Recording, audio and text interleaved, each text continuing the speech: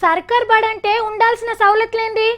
చక్కటి బిల్డింగ్లు ఉండాలి, పోరాన్లకు కూసినందుకు బెంచీలు ఉండాలి, చదువు చెప్పే సార్లు ఉండాలి, ఒంటికి 2 కోను బాత్రూమ్లు ఉండాలి, తాగేదందుకు మంచినీళ్ళు ఉండాలి, కరెంట్ ఉండాలి, ఆడుకునేందుకు ఆట వస్తువులు ఉండాలి, పెద్ద గ్రౌండ్ కూడా ఉండాలి, పుస్తకాలు ఉండాలి, మధ్యాహ్న భోజనం ఇవన్నీ ఉండాలి.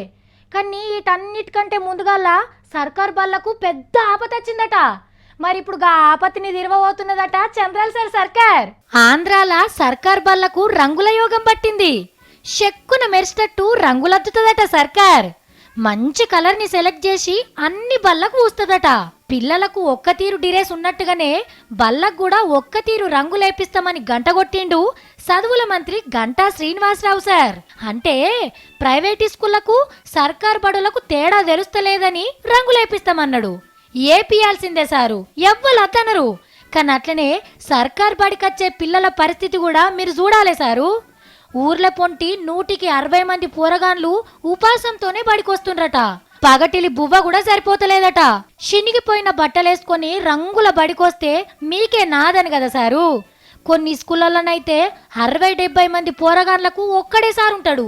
ఒకవేళ సార్లు ఉన్నా కూడా టైంకి రారు. ఇక పాయికన్లు లేని బళ్ళు షాన్నే ఉన్నాయి. హబ్బా, గిట్ల సర్కార్ బళ్ళ సమస్యల పాఠం చెప్పుకుంటే ఇక లోడ్చేది కాదు. ముందుగాల పోరగాన్ల అవసరాలు బడి అక్కెర్లు తీర్చి అటెంక రంగులేస్తే మంచిగుంటా సార్లు.